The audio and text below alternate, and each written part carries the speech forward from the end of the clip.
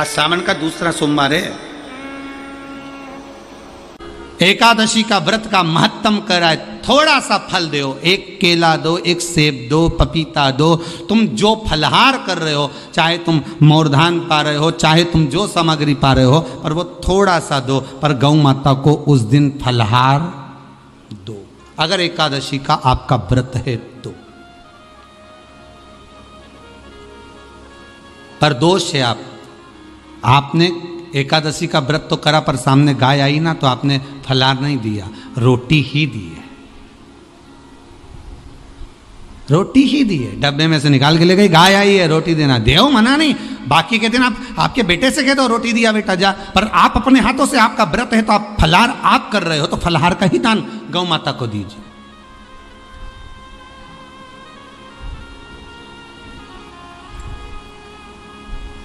बच्चों से कह दो, जाओ, सेवक से कह दो जाओ जरा दे के आओ रोटी, पर आप फल का दान दीजिए। महाराज पांचवा वर्णन किया चतुर्थ भाव में, बन सके जितना एकादशी के दिन भगवान का ओम नमो भगवते वासुदेवाय का जाप करें, या अपने गुरु मंत्र का स्मरण करें, या जो मंत्र आपके हृदय में समाहित हो, श्री शिवाय नमस्तुभ्यम, ओम नमः शिवाय, राम कृष्ण शिव, जो मन पड़े उसका भजन करें, पर दिल से करना, जितनी देर करते बने उतना देर करो। माला पकड़ने की भी जरूरत नहीं कि माला पकड़ के बैठता हूँ तो घट की जिब्या से जप लो नहीं जी, वही उतना में ही पूरा हो जाए, वही बहुत है।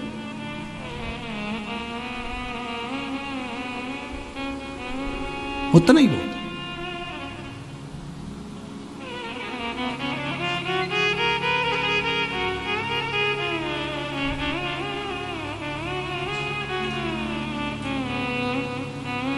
बस उतना आनंद दे जाएगा।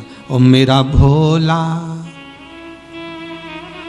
मेरा भोला गुलाब को फूल, गौरा मैया कुसुम कली, मेरा भोला गुलाब को फूल, गौरा मैया कुसुम कली, मेरा भोला गुलाब का फूल, गौरा मैया कुसुम कली, हार हार भगवान शिव की कथा कर रही है, व्रत शिव महापुराण की कथा कर रही है, व्रत शिव पुराण कर रही। महाराज पांचवा नियम कहा, जिस दिन आपका व्रत रहे किसी निंदक से बात ना करें। निंदक जानते हो?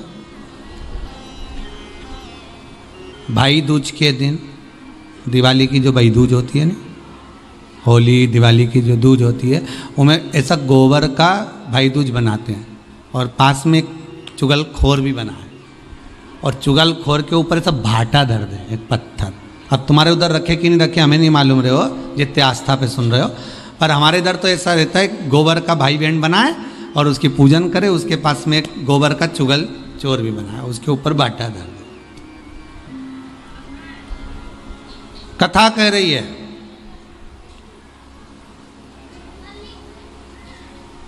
कथा वर्णन कर रही है, निंदक से बात ना करें। मान लो किसी ने आकर आपको निंदा कर भी दी तो तुरंत सूर्य नारायण भगवान का दर्शन करें, और 3 बार उनका दर्शन कर कर नेत्र बंद करें, तब जाकर वो निंदा जो अंदर गई है अंदर पवित्रता प्रदान करेगी, तब जाकर एकादशी का व्रत लगेगा। पहले तो प्रयास करो, अगर जो निंदा करने आता है ना तो उसको उस दिन एकादशी वाले दिन दरवाजे पे लिख दो कि चुगल चोट्टा उन अंदर नहीं आए, तुम तो लिख दो। तो इतना लिखने में तुम दरवाजे पे वैसे भी तो लिखते हो, कुत्ता से सावधान, अंदर कुत्ता है।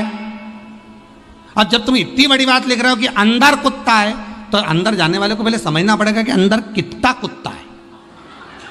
पहले तुमने तो लिख दिया कि अंदर कुत्ता है, तो समझना तो पड़ेगा नहीं कि अंदर है कितना। तो तुम दरवाजे पे लिख दो कि निंदा करने वाला चुगल चोट्टा, आज एकादशी का दिन है, हमारी मम्मी का एकादशी का व्रत है, एक इतना बड़ा कंप्यूटर से निकालो, एकादशी के दिन सेलो टेप लगा के चिपका दो, चुगल चोट्टा होने अंदर नहीं आए, आज हमारा एकादशी का व्रत है। कुछ बिगड़ेगा क्या? दरवाजा अपना, घर अपना, और जिसके बुरा लगे बाहर जा, बताओ। पर निंदक का अगर मुख देखो तो सूर्य का दर्शन एकादशी के अंतर्गत वर्णन किया, व्रत के नियम 18, उसमें से एक नियम। फिर कहा जीव की हत्या ना करे, अगला नियम है, अपने द्वारा जीव की हत्या ना हो, प्रयास करना, किसी को कष्ट ना हो।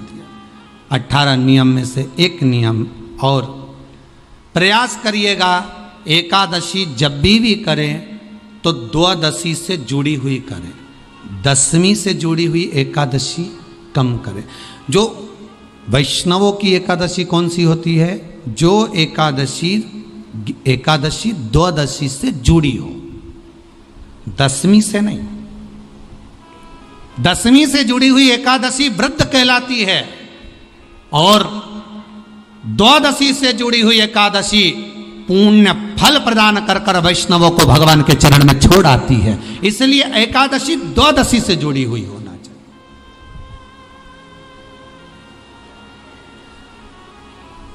अब कई लोग क्या करते हैं, जो दशमी से जुड़ी हुई एकादशी रहती है ना, उसको करते, पर वैष्णवों की जो एकादशी मान्य है, वैष्णव धर्म की जो एकादशी होती है वो द्वादशी से जुड़ी हुई होती है, वह 12 से जुड़ी हुई होती है, द्वादशी से जुड़ी होना चाहिए महाराज। तो वो वैष्णव जो एकादशी होती है, वैष्णवों की एकादशी होती है, वो द्वादशी से जुड़ी हुई पूर्णता का सुख देने वाली होती है। हमें घटने के साथ नहीं चलना, ध्यान दीजिएगा, हमें किसके साथ चलना है? बढ़ने के साथ, क्योंकि हमको आगे बढ़ना है कि पीछे आना है। वैष्णव आगे बढ़ता है, वैष्णव का धर्म है कि अग्रण्य भाव में चले, इसलिए वैष्णवों की जो एकादशी होती है वो आगे की ओर जाती है, अग्रण्य भाव में बढ़ने वाली, द्वादशी की ओर प्रवेश करने वाली, अर्थात हमारे कदम उन्नति की ओर बढ़े, हमारे कदम आगे वैभव की ओर बढ़े, संपदा की ओर बढ़े, और भगवान के चरणारविंद की ओर बढ़े, ना कि पीछे की ओर हटे। हम दशमी के साथ मिली हुई एकादशी ना करें, हम द्वादशी के साथ मिली हुई एकादशी।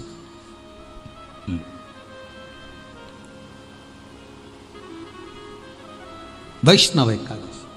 फिर अगला वर्णन किया गया महाराज, शास्त्र कहता है, अगला वर्णन जो किया गया उसमें बताया,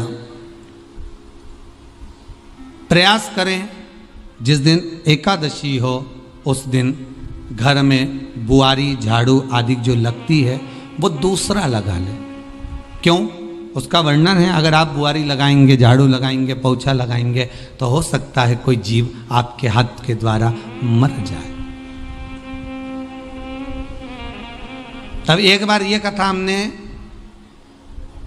काशी में कह दी थी, तो एक अम्मा खड़ी हो गई और उन्होंने कहा, महाराज जी हम तो दोनों ही हैं,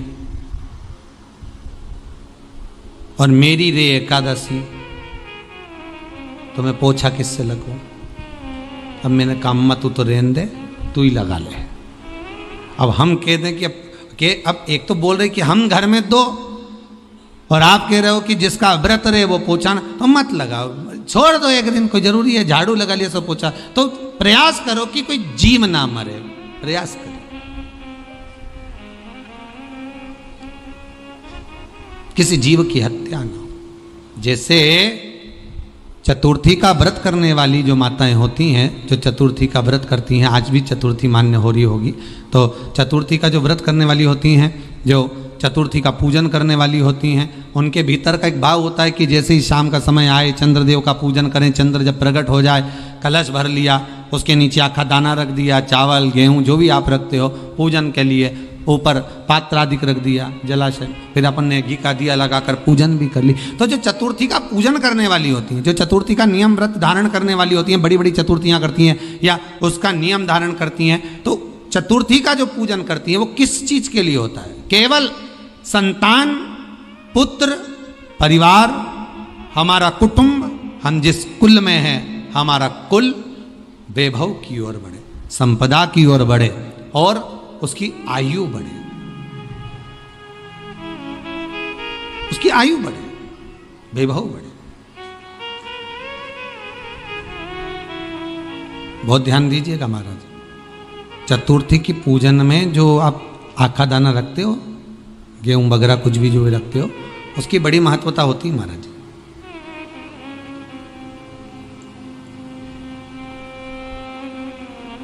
यहां तक कहा गया है, चतुर्थी की कथा तो आप लोग पढ़ते होंगे, जो लोग पढ़ते हैं उनको मालूम होगा। चतुर्थी की कथा में लिखा है, चौथ माता के व्रत में वर्णन किया गया है कि वो आखा दाना जो रखा जाता है, मान लो कोई जरूरी काम होता है तभी आखा दाना को रखा जाता है, संभाल के रखते हैं कि हम इस काम के लिए जा रहे हैं और हमारा ये कार्य सफल होना चाहिए। तो जिसने चतुर्थी का व्रत करा है, जिसने चंद्रदेव का पूजन करा, चतुर्थी का व्रत करा, वो गणेश जी से विनती करके वहां से 2-4 आखा दाना उठा ले, और जो व्यक्ति का काम अटक रहा है अपने ही घर का, पर दूसरे कुल को नहीं देना, अपने ही कुल के अंतर्गत जो काम अटक रहा है उसकी जेब में, उसके पल्लू में उस चीज़ को रख दिया जाए। तो चतुर्थी जो अगली आती है, जैसे आप महीने की करते हो तो महीने की, और आप जैसे करते हो कि 4 अलग बड़ी बड़ी चतुर्थी करते हो तो उसके अनुसार आपका कार्य सिद्ध होता ही है। उस आखे दाने का इतना महत्व होता है क्योंकि चतुर्थी का व्रत करने वाली माता जब व्रत करती है तो स्वयं चतुर्थी की कथा में लिखा हुआ है कि पार्वती जी गणेश जी से चतुर्थी की कथा बचवाती। चतुर्थी की कथा बाची किसने थी? स्वयं गणेश जी महाराज ने। और सुनी किसने थी?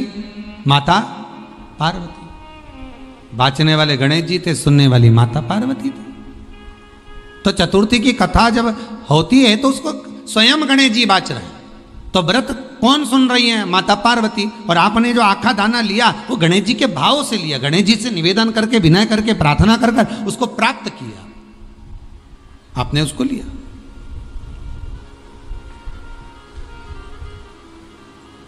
फल प्रदान कर देता है, कार्य की सिद्धता देता है।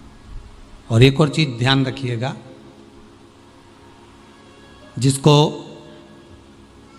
पथरी की बीमारी हो या किडनी लीवर में कोई तकलीफ उत्पन्न हो जाती है, डायलिसिस चल रहा हो या डॉक्टर बोल रहे हो कि चेंज करना पड़ेगा, तो उसके पहले कोई सी भी 4 चतुर्थी, कोई सी भी 4 चतुर्थी, सफेद दुर्वा, जब गणेश शिव महापुराण की कथा बाची थी पिछले वर्ष की, शायद हमारे चैनल पर डली होगी, आप जब जाएंगे तो उसमें प्राप्त होगा।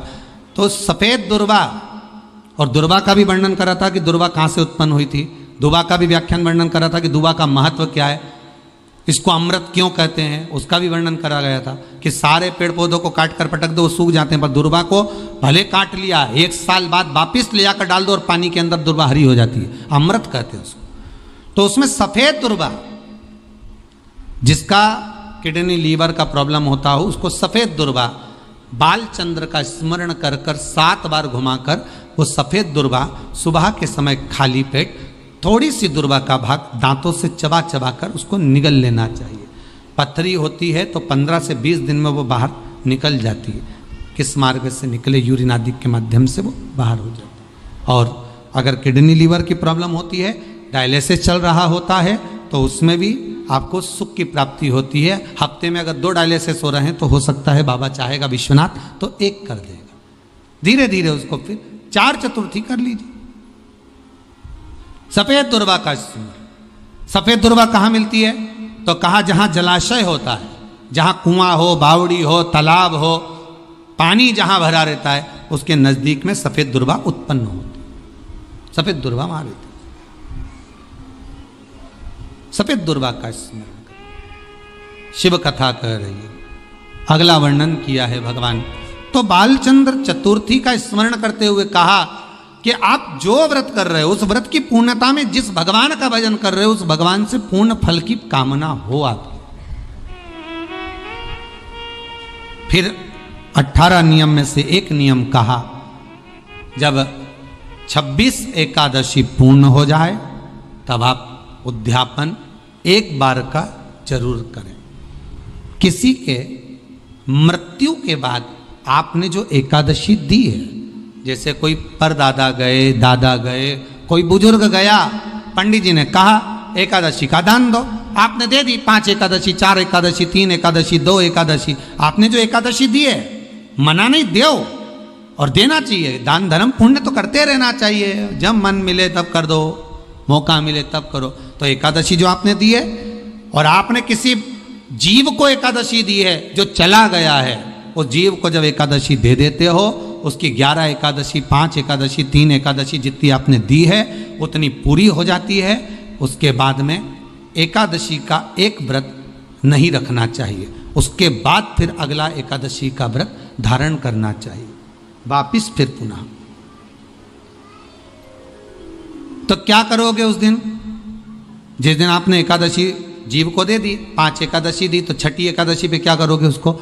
ये नहीं कि आपको अन्न खाना है, आपको व्रत नहीं रखना, पर आपको अन्न का सेवन नहीं करना। उस दिन दूध की सामग्री, कोई फ्रूट्स, कोई फल आपको उस दिन ग्रहण कर लेना, पर आपको ये नहीं करना है कि हमने तो एकादशी करी ही नहीं है आज, तो हम अन्न खा लेंगे। नहीं, कथा में वर्णन आया था, कल कथा में कहा था, मुर को जब मारने का समय आया, पाप सामने आ गया, भगवान ने उस पाप को किस में ले जाकर छोड़ा? पाप पुरुष को अन्न के भीतर। पाप पुरुष कहाँ गया? अन्न के भीतर। एकादशी के दिन एक दिन पाप पुरुष अन्न के भीतर रहता। एकादशी का अगला वर्णन ध्यान से सुनिएगा। मान लो आपने एकादशी का उद्यापन में बाद में करूं नहीं करूं, श्वास का कोई भरोसा है? बोलो तो, है क्या कोई भरोसा? नहीं। श्वास रुक जाएगी चलते चलते, शम्मा बुझ जाएगी जलते जलते, दम निकल जाएगा रोशनी का, क्या भरोसा है इस जिंदगी का? कोई भरोसा है कि आप 26 एकादशी पूरी कर पाओगे? नहीं, किसी ने देखा हो तो बात दूसरी। एक बार वो युधिष्ठिर के सामने कोई मांगने के लिए, एक दरवाजे पर कोई दान मांगने के लिए आ गया युधिष्ठिर के पास, और युधिष्ठिर ने कह दिया, महाराजा युधिष्ठिर बोले कल आकर ले जाना, कल आओ ले जाओ। भीम ने एक ढोल उठाया और बजाना प्रारंभ करा, और साहब बजाया कि सारे लोग इकट्ठे हो गए। सबने पूछा हुआ क्या भीम, कौन सी खुशी की बात है, बात क्या है? तो भीम बोले मेरे भैया ने काल को जीत लिया। काल को जीत लिया मतलब मेरे भैया बोले कि कल आ जाना, हम तुमको दान दे देंगे। मतलब मेरे भैया जानते हैं कि कल तक मरेंगे नहीं, प्राण नहीं छूटेगा, मतलब इन्हें काल को जीता। ये समझ वाली बात है। आप हो, हम हो, कोई भी संसार का मनुष्य काल को नहीं जीता। जन्म मरण परण 3 भगवान के हाथ में है। डॉक्टर ने कह दिया इतनी तारीख तक बच्चा होगा, मालूम पड़े आगे पीछे कभी भी हो जावे, 15 दिन पहले, 8 दिन बाद, 4 दिन पहले, ये तो भगवान क्या कहा, इसको ले जाओ, अंतिम सांसें चल रही है, मर जाएगी कुछ दिन में। मालूम पड़ा घर लिया है, 6 महीना हो गया, 5 बार तो नीचे सुला दिया, गोबर लीप के डुकरिया, फिर जिंदा हो गई वापिस। 4 बार तो फोन लगा के पूछ लिया कौन सा पाठ सुना दें कि निपट जाए, बिस्तर पे सड़ गई। भगवान भी कह रहा है मई रखो, शिव पुराण नहीं सुनी, मई रखो। क्या करोगे लाकर? परण पत्रिका देखकर कह दिया दूसरे महीने में ब्याह हो जाएगा। मालूम पड़े बीच में लॉकडाउन फंस गया, 1 साल तो यूं ही निकल गया। अब फिर पंडित जी से कहा, आपने तो कहा था 2 महीने में हो जाएगा। पंडित जी बोले लॉकडाउन भी तो आ गया था, क्या करें।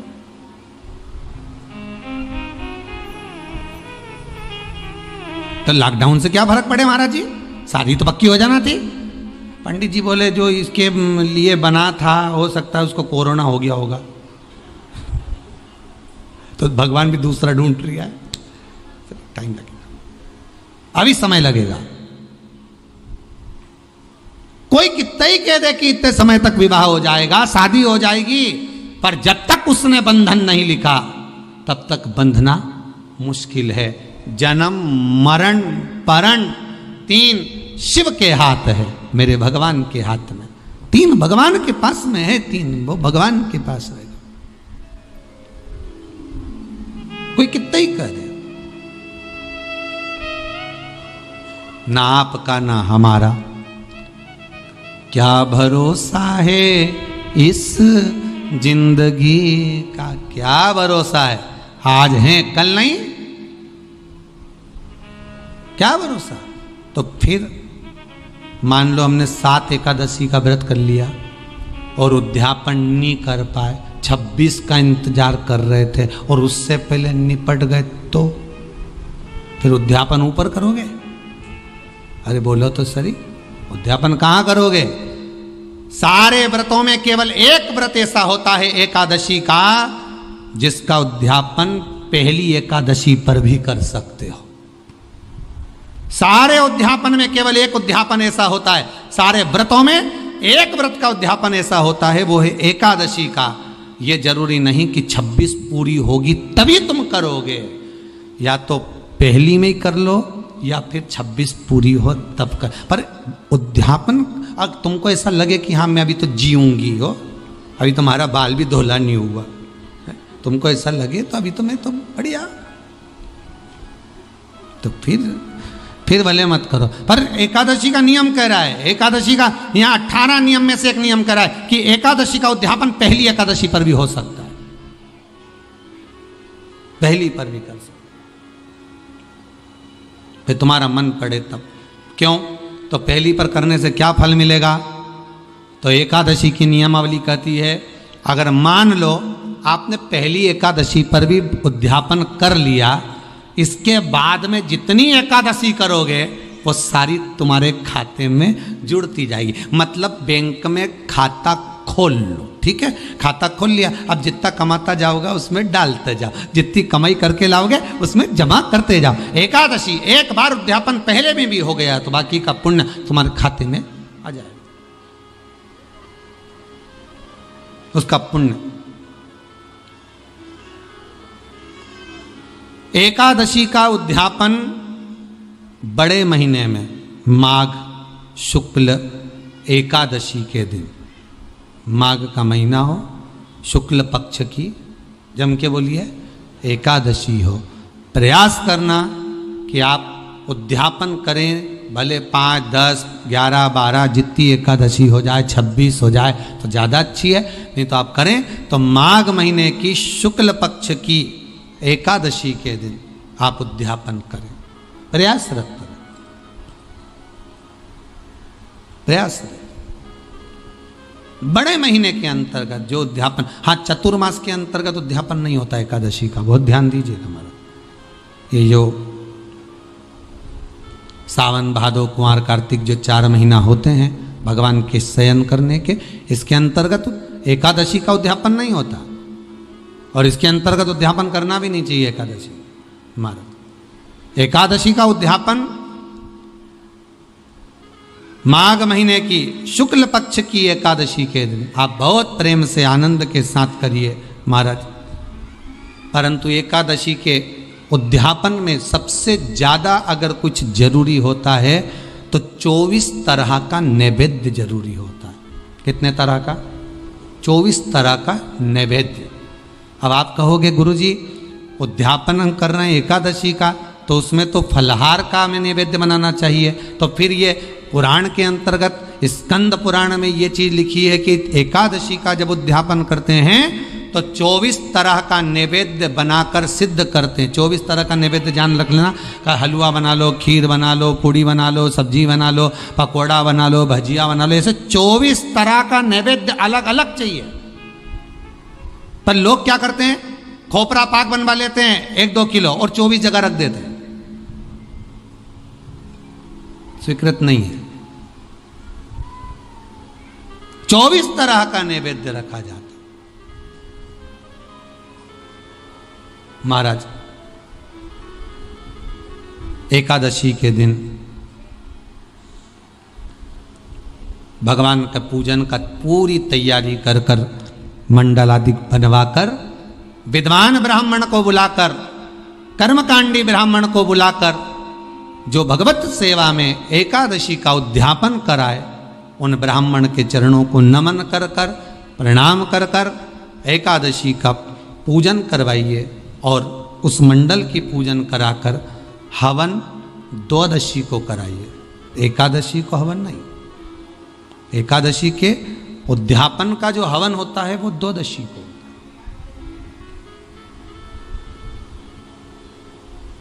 एकादशी का उद्यापन द्वादशी को बड़े प्रेम से आप खूब आनंद से हवन पूजन कराओ। पूजन कराने के बाद, हवन कराने के बाद 26 जोड़े ब्राह्मण ब्राह्मणी के बुलाकर भोजन कराकर उनको भाव से जो आप समर्पित कर सकते हो, जितनी आपकी सामर्थ्यता हो, उस सामर्थ्यता के अनुसार आप दान धर्म पुण्य करो, आप उन्हें प्रदान करो।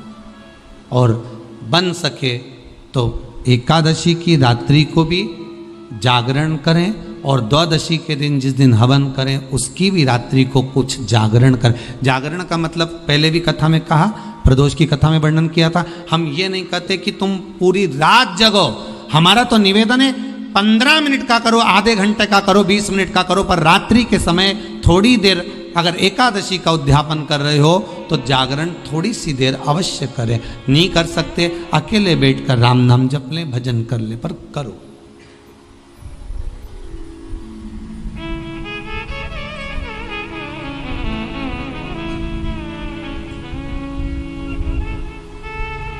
भगवान का भजन करो, किसी भी रूप में करो।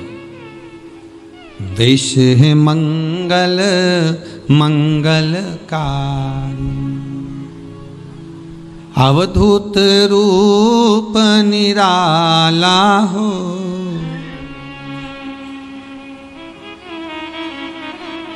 मेरा प्यारा डमरू वाला हो।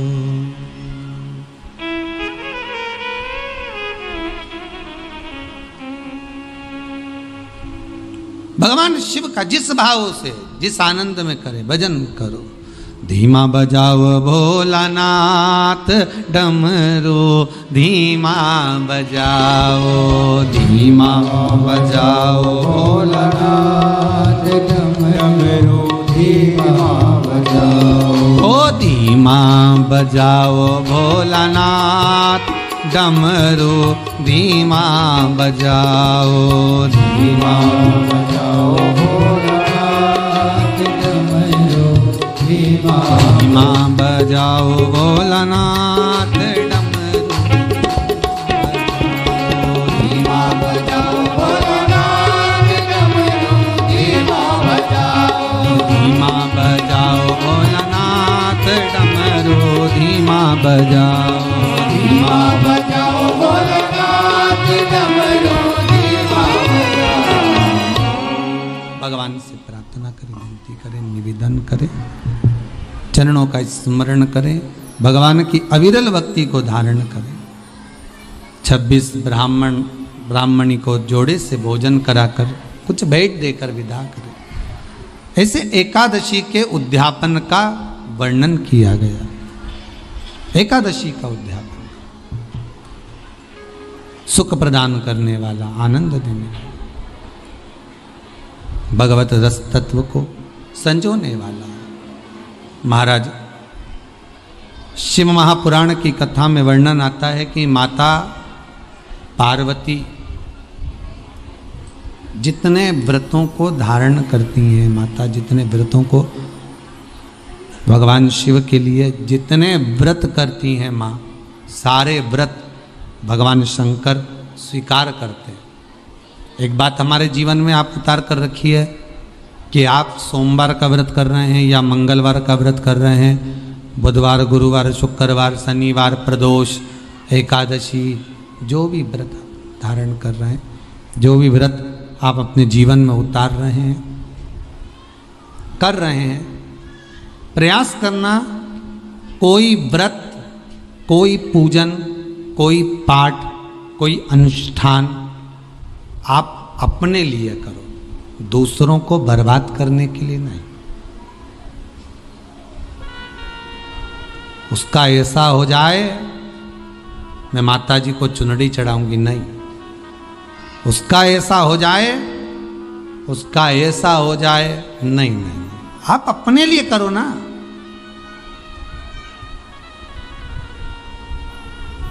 सर्वे भवन्तु सुखी। अगर आप व्रत कर भी रहे हो तो किसी के बुरा करने के लिए नहीं। अगर किसी के यहां जाकर आप पूछ भी रहे हो कि महाराज हमारे कहीं चले गए और कहा कि हम दुखी हैं, और कोई कह दे कि तुम तुम्हारे पड़ोसी से दुखी हो या तुम्हारे उनसे, तो उनके लिए हमें कुछ बुरा नहीं करना। आप अपना अच्छा करवाते जाओ कि देना हो तो दीजिए जन्म जन्म का साथ, मेरे सिर पे रख दो भोले अपने ये दोनों, और देना हो तो दीजिए जन्म। हमें दूसरे का अहित चाहिए ही नहीं। कोई कितना भी गाली दे, कितना भी अपशब्द कहे, कितना भी ताने दे, कितने भी अपशब्दों का व्याख्यान वर्णन करे, हमें नहीं बोलना। आग लगे बस्ती में अपन रहो, क्या किसको रोइए चादर तान के, अपने को नहीं बोलना। वो क्या बोल रहा है, क्या कर रहा है, क्या चाहता है, अपने को उससे मतलब नहीं कुछ भी। बोले बोले तो बोले, तुम तो मीराबाई जैसे हो जाओ कि मैं तो चली वृंदावन राणा और मेरे तो भाग जगे, राणा जी तेरे महलों में आग लगे, राणा जी तेरे महलों में अरे घास फूस की कुटिया बनाऊंगी, भले कैसे भी रहूंगी पर किसी का बुरा नहीं करूंगी, घास फूस की बोल तो दो कुटिया बनाऊंगी, जामे तुलसी का रोप लगे, राणा जी तेरे महलों में। मैं तो चली वृंदावन राणा और मेरे तो भाग जगे, राणा जी तेरे महलों में आ। वो कितना ही हमें नहीं चाहिए, मतलब ही नहीं हमें किसी के महल और अटारी से। उनकी बिल्डिंग 4 मंजिल की बन गई, बन जाए तो उनके यहाँ 4 व्हीलर गाड़ी आ गई, आ जाए तो बस वो हाईवे पे चल रहे हैं, हम दचके वाली पे भक्ति के बल पर चल रहे हैं। जब मेरा भगवान देगा तो छप्पर फाड़ कर देगा, ऐसा देगा कि शिव महापुराण की कथा भी करवा देगा, यह पक्का है। बस उस पे विश्वास रखो, भरोसा रखो, उससे निवेदन करो कि कृपा कर देना, जीते जी शिव जी तुम्हारी कथा करवाना, जीते जी करवाना। मरने के बाद की कोई गारंटी नहीं दादा, मरने के बाद तो लोग अपने को तो शमशान छोड़ आते, बाद में नुक्ति और सेव खाते। हाँ, हमें उससे मतलब नहीं, हमें तो जीते जी करा, बस मरने के बाद की कोई बात।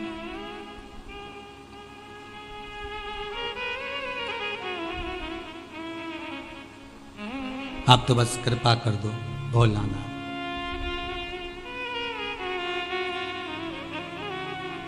तेरे दरबार की बाबा निराली शान देखी है। जब भी सुना एक ही बात सुनी कि तूने चोर को कुबेर बना दिया। तुम इतना तो कह सकते हो, जितने आस्था पे सुन रहे हो ना, तुम इतना तो कह सकते हो। जब भी सुना एक ही बात सुनी कि चोर को कुबेर बना दिया। क्या मैं चोर से भी बदतर हूं जो अभी तक मुझे देने में पीछे हटे हो? क्या मैं उस चोर से भी गई बीती हूं? क्या मैं चोर से भी गया बीता हूं जो अभी तक मेरी नहीं सुन रहे हो? रोज झोली फसारती हूं, रोज झोली फैलाकर कहती हूं कि बाबा कृपा अब कर दे। इतना तो उससे कह सकते हो, उसको थोड़ा सा तो याद दिलाओ कि चोर को कुबेर बनाया था। और मैं तो उससे भी गई बीती हूं क्या? जब वो सुनेगा देगा, दिल से कहना परंतु दिखावे से नहीं, दिल से कहना। तेरे दरबार की बाबा निराली शान देखी है, तुझे देते नहीं देखा पर झोली भरी देखी है। तू कृपा करेगा तो जरूर होगा। माना में पापी हूँ, माना में कपटी हूँ, माना में चली हूँ, माना में प्रपंची, मुझे कुछ नहीं आता, पर एक काम तो आता श्री शिवाय नमस्तुभ्यं, श्री शिवाय नमस्तुभ्यं, श्री शिवाय नमस्तुभ्यं, श्री शिवाय नमस्तुभ्यं। कुछ नहीं आता पर इतना तो आता, ना मैं मंत्र जानूं, ना मैं तंत्र जानूं, मैं साधना नहीं जानूं। 2 घंटा तक आंख बंद करके बैठी भी नहीं रही जाए, एक जैसी बैठ भी नहीं सकती। मेरे में तो जो दोस्त से मैंने बता दिया कि नहीं बैठ सकती मैं 2 घंटा, 4 घंटा, 6 घंटा एक जैसी एक आसन से, पर हूं तो तुम्हारी। चलते भी कहो, सोते भी कहो, तुम्हारा मन पड़े श्री शिवाय नमस्तुभ्यं, श्री शिवाय नमस्तुभ्यं, श्री शिवाय नमस्तुभ्यं। मैं कैसी भी हूं पर आपकी हूं, मैं कैसा भी हूं आपका हूं। भाग्य किसने लिखा है? आपने। जन्म आपने दिया, मारोगे आप, पेट भरने की जवाबदारी आपकी है, पर ऐसे ही मत मार देना। पेट भरने की जवाबदारी केवल भोजन देकर नहीं, एक बार शिव पुराण की कथा करवाना, इतना तो दे देना दातार। दुनिया जो आज मेरे ऊपर उंगली उठाती है, हंसती है, ऐसी कृपा तो एक बार कर दे, ऐसी दया तो कर दे कि जो उंगली उठाने वाले हैं उनकी भी उंगली उठे नहीं, नीचे की ओर चली। इतनी कृपा तो कर, भजन करा दे, स्मरण करा दे। तूने दिया लंकाधिपति रावण को, रावण को बाबा तूने लंका दिया। 5 सोमवार का आपको स्मरण मालूम होगा।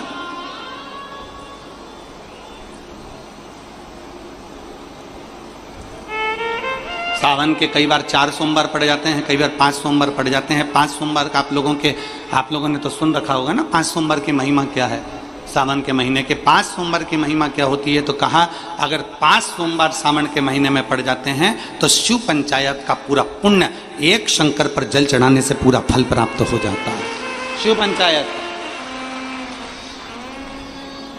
श्रावण का पहला सोमवार होता है शिव तत्व का, श्रावण का दूसरा सोमवार होता है देवी तत्व का, माँ दुर्गा, माँ भवानी।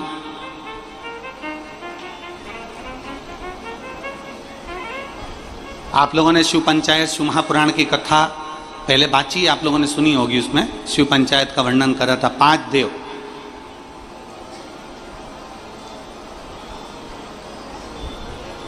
शंकर भगवान, स्वयं पंचदेव में प्रथमता प्राप्त कर कर बैठते। माँ दुर्गा, भगवान नारायण शिव पंचायत में, भगवान भास्कर देव और स्वयं भगवान शिव के सुंदर आनंद धारण करने वाले श्री गणेश पंच।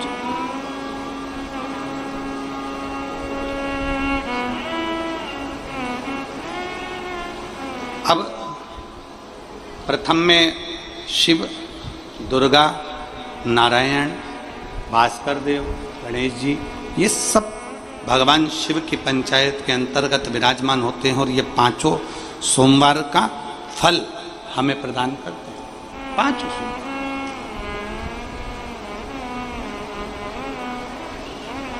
एक एक सोमवार की महत्वता है, एक एक सोमवार का क्रम है। कई माताएं उस क्रम को धारण भी करती हैं, ऐसा नहीं कि कई माताएं नहीं करती हैं, सबका अपना अपना नियम होता है। कोई शिव मंदिर में जाता है तो एक अक्षत, एक चावल का दाना शिव जी को समर्पित करता है, कोई मंदिर जाता है तो एक पुष्प शिव जी को समर्पित करता है, कोई मंदिर जाता है तो एक बेलपत्र शिव जी को समर्पित करता है, कोई मंदिर जाता है तो जल समर्पित करता है। सबका अपना अपना भाव है, जैसे तुम शिव को मना सकते हो। जैसे यहां भगवान शंकर को रिझा सकते। हर्षवर्धन भगवान शिव की भक्ति में रमा रहता था।